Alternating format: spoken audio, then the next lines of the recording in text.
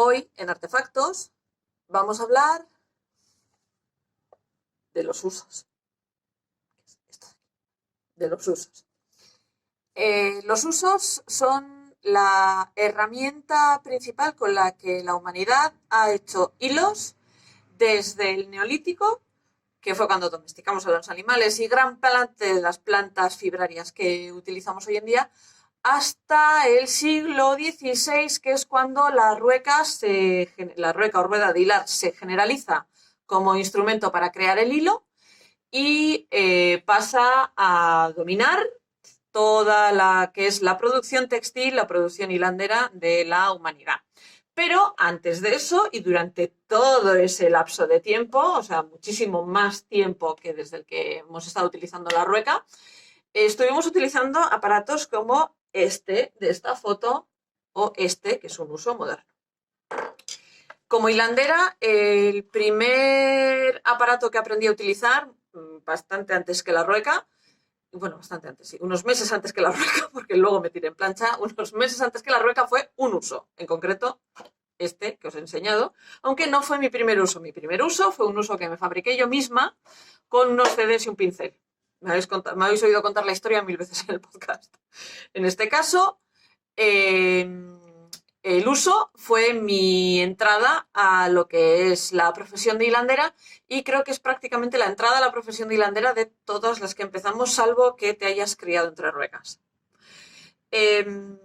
Históricamente, como ya os he dicho, tenemos registro arqueológico de la existencia de usos porque se han encontrado pesos de uso desde el Neolítico. Hay pesos de uso egipcios, griegos, romanos, sumerios, mayas, celtas. Prácticamente todas las civilizaciones humanas han tenido usos adecuados a el tipo de fibra con el que trabajaba esa cultura, pero todos y cada uno de los que hemos de las culturas humanas que se han vestido con algo que no fuera cuero curtido, han utilizado usos para crear hilo. Como ya os he dicho, antiguamente los usos se diferenciaban por la función de lo que iban a hilar. Hoy en día tenemos usos que son más multifunción, o sea, que pueden hilar más de una fibra. Lo habitual no es eso. Eso se da con los usos modernos porque las hilanderas modernas muchas no seguimos tradiciones culturales concretas a la hora de hilar. Si os interesan mucho las tradiciones culturales concretas y tenéis alguna cerca, por ejemplo, si me estáis viendo desde Sudamérica, siempre que podáis, tirad a las fuentes originales. Yo no soy una fuente original. Yo soy una fuente autodidacta, aprendí por mi cuenta y no he tenido nunca quien me enseñe, pero si tenéis la oportunidad de encontrar a una hilandera que proviene de una línea de hilanderas, que eso en Europa probablemente no sea posible, pero en otras zonas a las que sí tengáis contacto con los pueblos originarios de vuestro país, sí que podréis conseguirlo. Los usos, básicamente todos tienen la misma anatomía que os voy a explicar con este. Todos los usos tienen un eje y un peso. La zona en la que está colocada el peso va a suponer una distinción diferente, pero podéis encontraros el peso puesto arriba, en el centro del eje o abajo del eje. Todos, da igual el tipo de uso que sea, todos van a tener un punto en el que se ensanchan, son más grandes, tienen un poco más de peso.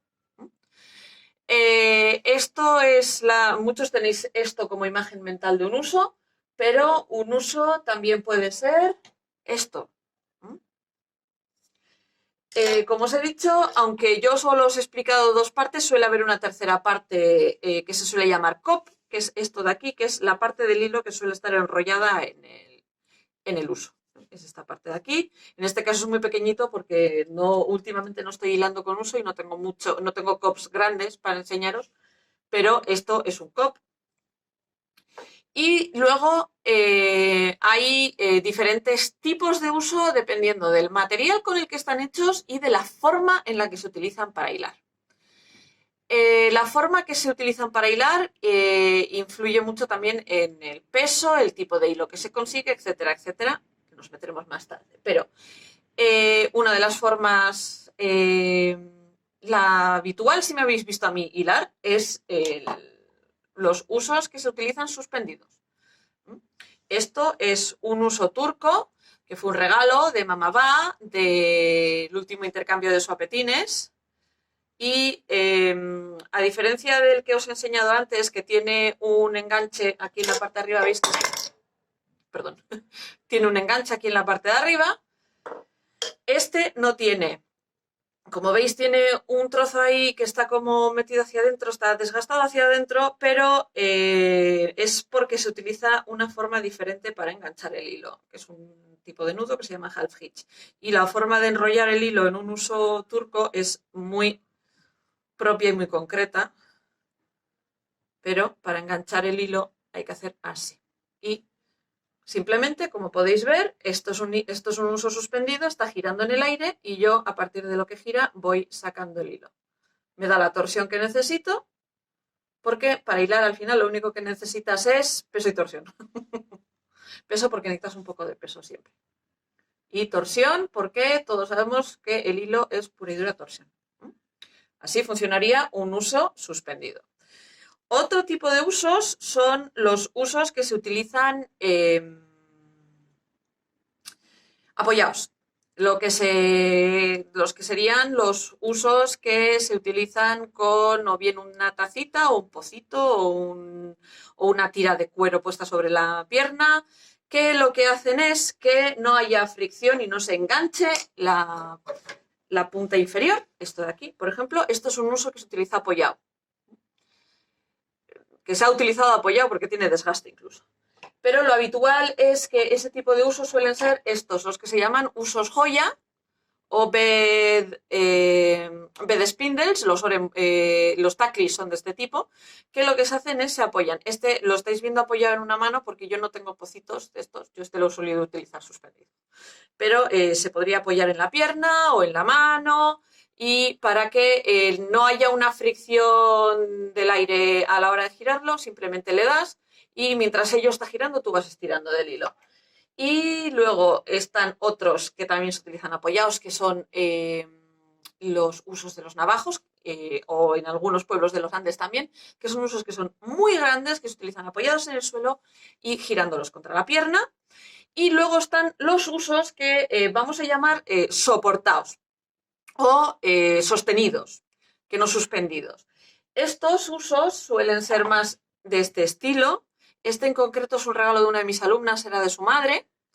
Y estos se suelen utilizar, vas girando con la mano, con una mano, y con la otra vas sacando el hilo, vas sacando la fibra del sitio donde la tengas. Normalmente suele ser una rueca o un distaff, y que es, como lo podéis ver en esta foto, es exactamente igual, es exactamente como está hilando esta señora. Esta señora es la Checo Andre, la señora de la casa del caserío Azpiri de Ibar, y es una foto de Indalecio Hanguren. Indalecio Hanguren es fue un fotógrafo de Ibar que durante los 40, 50, 60 estuvo haciendo fotos por todo el entorno, y a él le debemos algunos que otros registros de trabajos tradicionales del caserío en formato de foto. Se pueden consultar en internet, y una persona que suele publicar fotos del fondo de Indalecio Hanguren, del fondo de Cajoichu, es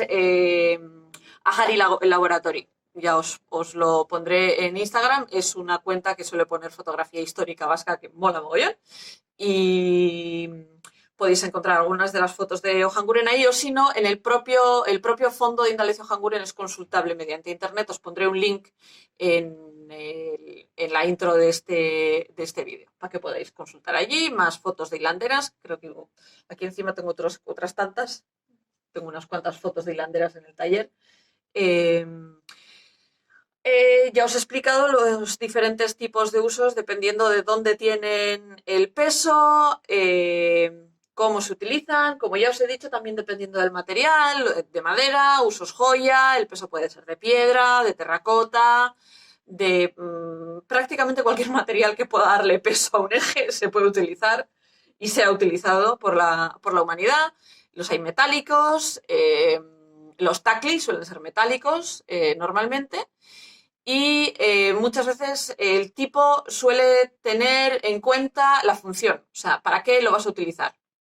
Un uso, por ejemplo, o este turco son multifunciones, como os he dicho antes, se pueden utilizar para todo. Pero, por ejemplo, este tipo de uso que imita un tacli no es un tacli, imita a un tacli, no tengo un tacli auténtico, algún día conseguiré uno.